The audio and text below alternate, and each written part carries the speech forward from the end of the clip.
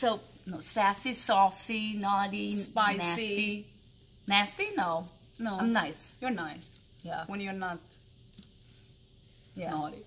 Wow, this is the inside story we're getting here right now.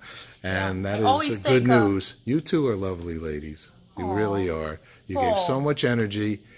I just saw your wonderful show here at the John Combe, I think, Theater it's called, at 314 West 54th Street.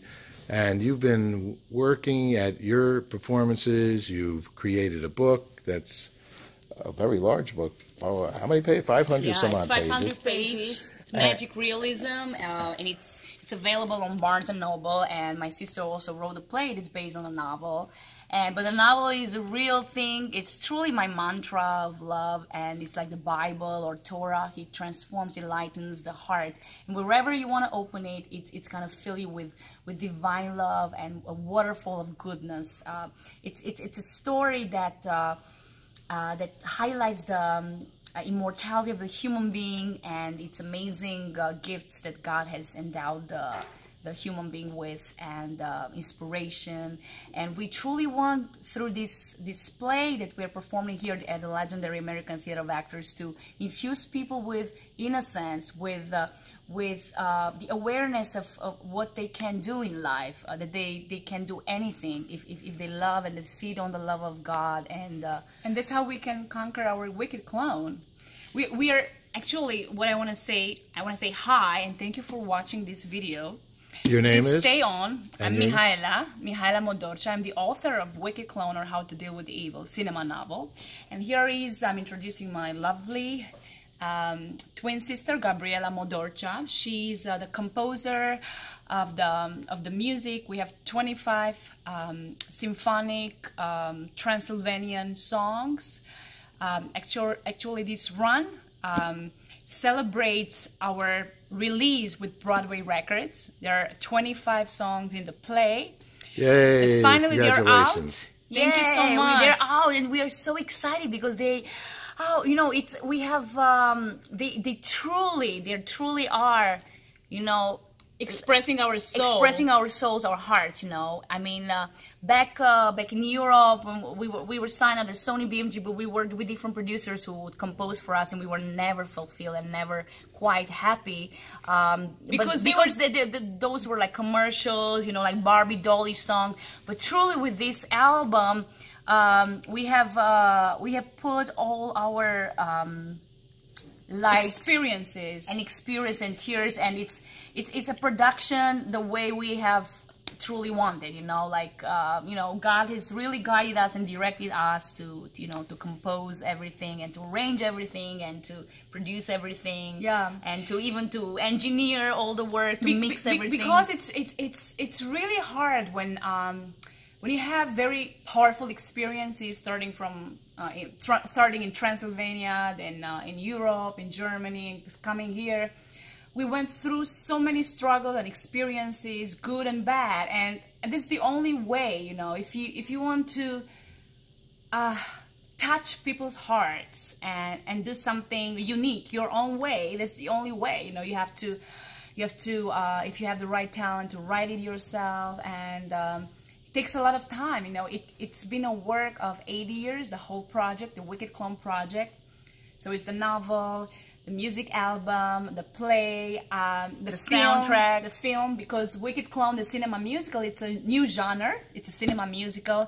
It's a blend of musical theater and film, spanning 7 centuries. The action starts in Transylvania in the 15th century, and it goes through the tunnels of Lucifer, through the head of God, up to the New York City, the dreamland New York City. And it's a magic realism play. It's the journey of each of us who fight a wicked clone, whether our struggles, our fears, our past, or a friend, or just our alter ego. So there's the journey to conquer the wicked clone and find our greatest purpose in life and Yes. follow it. Sometimes it's not easy because many of us are, because of financial reasons or worries or fears, we give up what we love and then we're never fulfilled and we become vampires and we start sucking each other because we are not happy with what we do.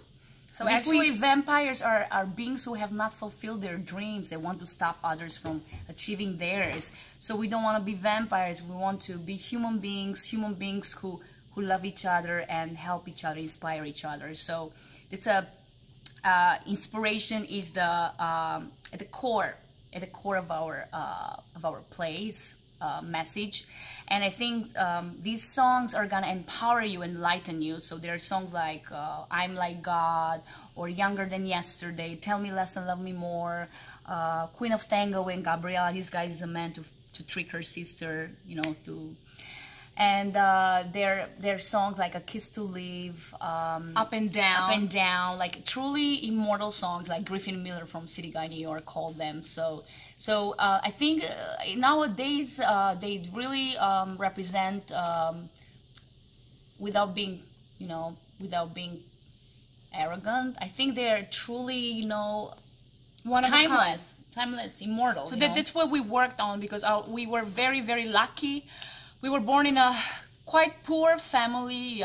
We struggled financially, but our parents made all sacrifices to bring us to canto lessons, piano, to bring us to theater, to opera, ballet. So we've always been nourished with real art. And I think this new generation, that's what we need. We need to make sure that they're not watching the wrong things and they are really nourishing their souls with ballet, opera, and the right art, because that's the only way. That's the only way we can survive. Exactly. I mean, I think we need more substance in this world. We need more innocence, you know. I mean, we need less Nicki Minaj and Cardi B, you know. We really need less of that. I'm sorry to say that. Whoops. And it's coming also sometimes from the executives, you know, of different record labels. We're so blessed to have Van Dien from Broadway Records.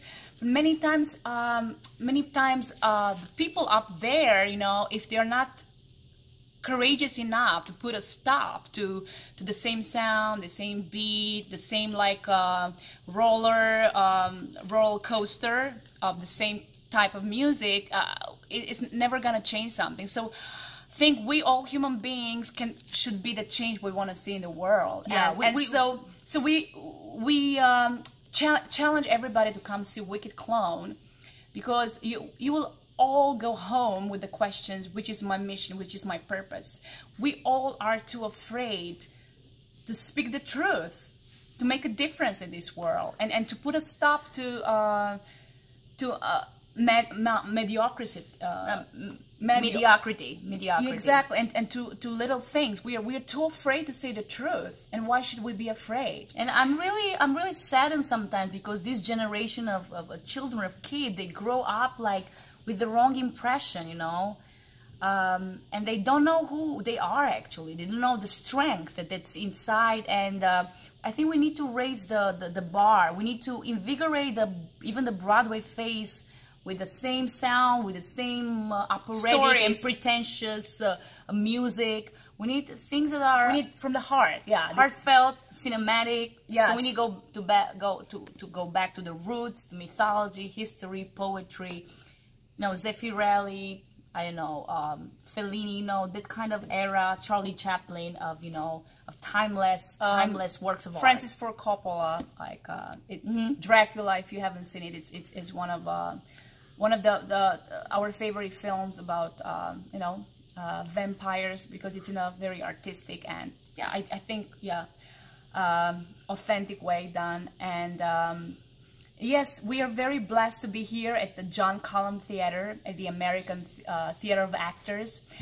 We're having this run, this legendary theater. Actually, here it's a true theater, because we have Al Pacino, Robert De Niro, Harvey Keitel, Dennis Quaid, Kevin O'Connor, like to name a few, have performed here and have set foot on this stage. So we are so blessed, you know. Yeah, they started their careers here, so it's been here for 40 years. And the producer of our play, actually the president of the American Theater of Actors, James Jennings, he's been the president here and a director. He directed more than 1,000 plays, mainly classical and Shakespeare, all Shakespeare.